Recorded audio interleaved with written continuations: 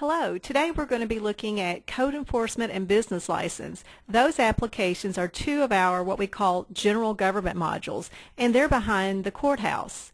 One thing that's really nice about the general government modules is they share a common database of names and addresses. So in other words, you're only having to enter in the person once, and we can relate all the activities to either that person or the address. Let me show you an example. For instance, let's say you get a call from one of your constituents and they have a question. You can look them up if you know a little bit of their first name, their last name, their address. So lots of ways to look that person up. And let's find this particular customer here. Let's look at this bank. So from one screen, you're going to be able to see everything about the bank. For instance, do they have any tax accounts? So if you've sent them a tax bill, you can see all of these different addresses. You can select any one of these and actually go to the inquiry, and you can see everything from billing history, payment history, information on the property, everything that pertains to that tax account for this one customer. And as you can see, you can have multiple. In addition, if you've sent them a utility bill, you're going to see that information. Since we're talking about code enforcement and building permits, let's see if there's any of those items. Yes, we've got 2 code violations. So if you wanted to learn a little bit about each one, you just double click and it's going to take you to the inquiry for that particular citation. The same thing is going to be true if there are any building permits or licenses. So that's by just knowing their name, you're able to see everything about that person. In addition, if they came in and said, I've got one check, we could receipt all transactions and it pulls all the balances together. Let's take a look at the property. So let's say you've got a situation and somebody has a question on a particular property. If you know the unique property ID, the address, any little bit of the legal description, one of the owners, how is it zoned, the land use, any combination, and you can get to information on that property. So whatever you know, if it's just a little bit, you can search the database, and then you can bring up everything about that particular property. So what we can see here is for this property, you can see all the transactions. You can see information on the tax bill. You can see have there been any code violations. And if you double click, it takes you to that transaction for that violation on this property. You can also see have there been permits or licenses or any utility accounts as well, and get that detail. So once again, just by knowing the person or the property, you can get to that information.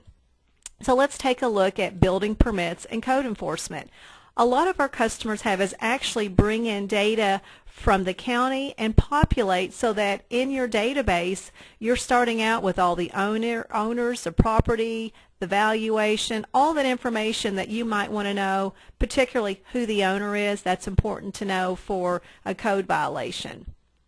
One thing about all of our applications is the look and feel is the same. So things you do on a daily basis, we've got under the Daily tab. We've got reports separated out, and the system keeps unlimited history on the reports. I'll show you how we can print these reports out. We also have inquiries. And then the last thing is something called tables, and this is where you can define your specific information. Like for instance, what are your permits? What are the fees? What are the required inspections? So we'll take a look at that as well. So what I thought we would do first is let's take a look at where you would enter in a building permit or look one up. So if you know any little bit of information, you could look it up if you know a certain type. You might want to look it up based on a number that you've created, or it could be a unique project, maybe a new subdivision or a new condo, and you want to look up just those permits. You can look it up by address. You can look it up by the parcel ID. So if you've got that unique number, you can see all the permits, the owner, even the legal description. You can even look it up by status. So let's take a look at this one here. What's nice about this is from one screen you can maintain everything on that permit. If you look at the toolbar, it's like any other Microsoft product, so the navigation's identical. You can also log a support call right in the software. You don't even have to call us. So you can simply say help type the question, and you could either request a phone call or an email. So it's really easy to get help. In addition, if you have a question, you can call us. We call you back. Or if you've got a quick question, you can actually chat on our support website and get a quick answer. Now, as I mentioned, everything's going to be entered in on this one screen that pertains to this permit. In the system, you can have the system automatically create the permit number. You can track different types. These are your codes. It's very easy to add a new type of permit, and we can report and separate fees based on types of permits. You can also have it automatically create the permit number. We also have something called status. And the reason you might want to use this is we can pull reports based on status. You may want to get a list of everybody that failed or everybody that's new or canceled. Once again, it's your terminology.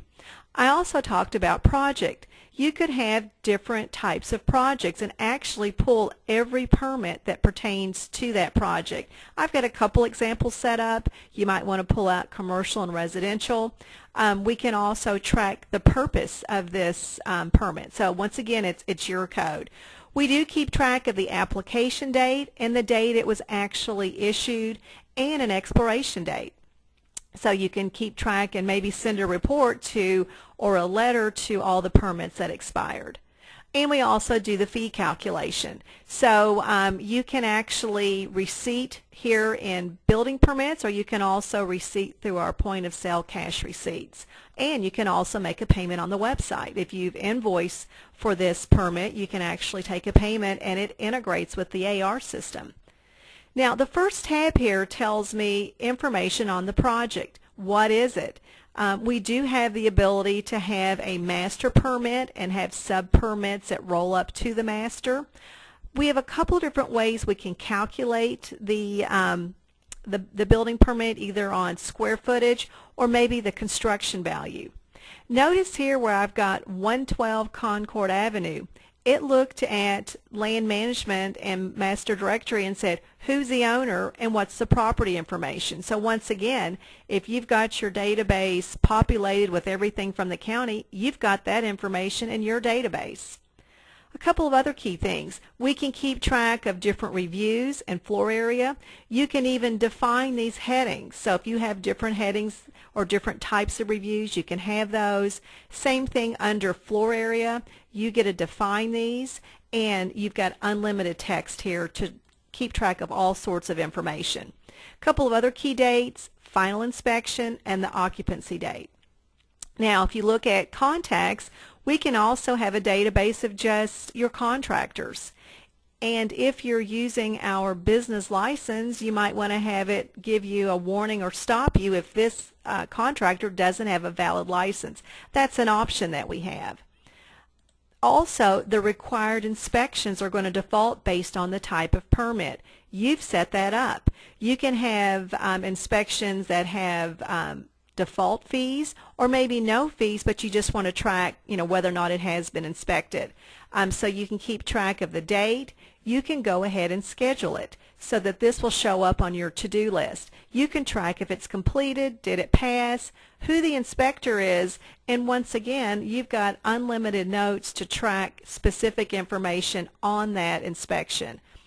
We also do actions, and you can create your own action codes. You might want to have one if it failed, if it passed, or any other key event that you might want to give it a type, give it a date, and once again, you've got unlimited text for comments and the reference number. So you can really document very easily key things that happen with this permit with the actions.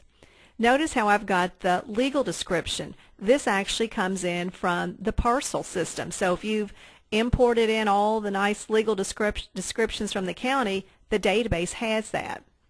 And we can search the database based on legal description. You can have attachments, and it's just like attaching an email. You can just hit add, and it timestamps it. You describe what you're attaching, and you just attach it. Files like a PDF, a picture, a video, any electronic file that you can attach in an email, you can attach right here to your building permits database. So once again, it's like an electronic file for that permit. Notice how I've also got a direct link to the AR system. We've got some municipalities that actually want to send out an invoice for this permit. We have that capability. You simply just post it and it creates the receivable.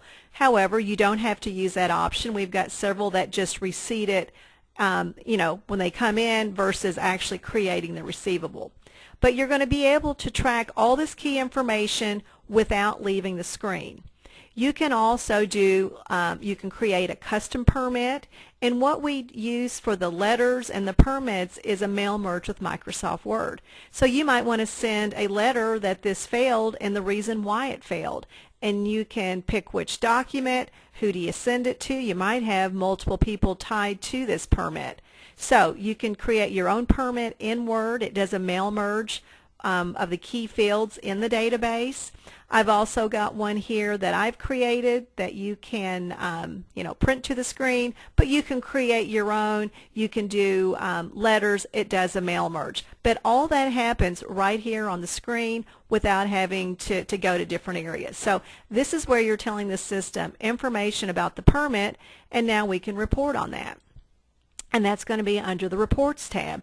We've got a lot of reports, and all of these reports keep unlimited history. In other words, let's say I want to look at this permit report, and I might want to get a list of all the permits that I've done this month or this week, or I may even want to limit it to a certain dollar value, or maybe I want to be very specific. I only want to see, commercial building, or I might want to see for a certain contractor, or maybe at an address, or maybe for one owner I want to see all the permits. So depending on how you filled out the information, it's going to return different information.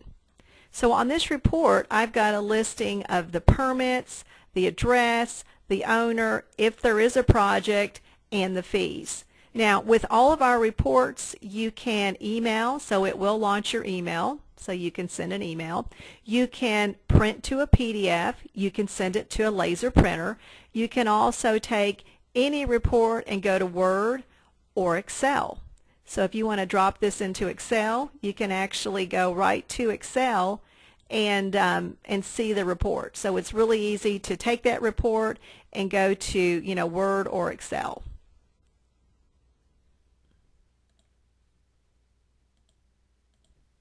Now, other things you can do, we have a status report. You can pull out all permits on a certain type. You can also do an aging report, show me the permits that are 2 days old or 10 days old. I can also produce a report for the council that pulls in more of the fees. So for any point in time or for any type of permit, if I leave it blank, it brings in all. But I can see all the different types of fees that have been defined for all your different permits on this report. And like I said, all the reports have that capability to be able to be emailed, put in Word, put in Excel. You simply just select whatever option that you want to see, and it actually will take this information, and in this case I dropped it to Excel. Now, other things you might want to pull a report. Which properties need an inspection? So you can pull it out by date or by even a certain type and get a listing of all the permits that need an inspection. So if I want to go ahead and, let's see, put it in, I can get, if I've got any, it'll bring up all the permits that do meet that criteria, and so you've got your list of to-dos. You can also see what permits have expired. I can even look up by address and get a list of all the permits at a particular address. So once again, lots of reports. It keeps unlimited history. Inquiries, this option here is the exact same inquiry that we were able to get to if we knew the name or the property address. So we're able to get to this specific inquiry, and it's look only, but you can see everything about this particular permit. But like I said, we link them all together, so every permit at an address or every permit tied to a person. Now, tables, this is where you're going to define things such as in the configuration, those user definable fields. Do you want it to check to see if there's a valid license? Do you want it to automatically create the next number? Are you going to actually use AR to invoice? So lots of fields that you can set up. Probably the most important table that you're going to set up are your different types of permits. So let's say we want to look at a building permit. This is where you get to define how do you calculate it. What's the fee? Is it based on a flat rate? Is it a square footage, or is it based on construction value? What's the accounting? And that's the benefit. We've got over 30 different applications, so anything happening on building permits will tell the general ledger. You can also define down here what are the required inspections, are there fees, and even different accounts. You can even set up other fees. We have the ability to set up a maximum amount or a minimum amount and how many days. So, basically, how many days until it expires. So like I said, the tables are fairly easy and straightforward to set up. The document type, this is where you're going to create your path to your Word documents, and it actually merges in data that you've entered in to those. So once again, this is where you set the tables up, but everything works together in one centralized database. The other application I thought we would cover today is code enforcement. And let's take a look at where you can enter in your complaints. Do you know the case number? Do you know the location? These are all different ways you can look it up. And let's grab this one right here. So on this screen, it's got the same user interface. So you can actually, it's the same Microsoft interface. If you want to log a support call, you can easily log it right in the software. And the same with this system. Do you want the system to automatically create a case number? It keeps track of when did you receive it. And you've got different steps in your process. I can run reports, show me all of my new cases, show me all the ones that have been assigned, show me the ones that were inspected with no violation. So depending on where it is in your process, I can pull reports from the database. On this first screen, you can assign it to somebody, and you're going to schedule it. So we're going to be able to run a report on your to-dos. So these are things that I need to inspect today. We also have an interface to AR. Let's say you had to send somebody to go mow the grass and you want to invoice the customer. There's a direct link from code enforcement to the AR system. Now in the database, when you get a call from somebody, you're checking your database. So if Lisa Bush calls once a week, my name and address is there. You don't have to have a receive from to do a complaint. Notice on this example, I've got 817 Washington. It looked at the database and it said, oh, Michael is the owner. So we know who the owner is and we know who to send the letters to. In this example, you can have one citation, you can have multiple violations, and you can have as many different codes, and we track each one separately. So you can have status codes. Once again, you can define these, and where it says notification, reinspect, correction, these are your column headings. So you may have a different phase, you can set that up, but it's going to keep track of what you did with each step. This is heavy in the letter generation, so you can actually create letters. You can send them to the occupant, to the owner, and so you can have as many different letters, and it'll do a mail merge to the database so that you've already got these letters set up in Word, and it just merges in who the owner is and the key information on the violation. Now, just like all the other Assist application, let's say this neighbor sent a picture.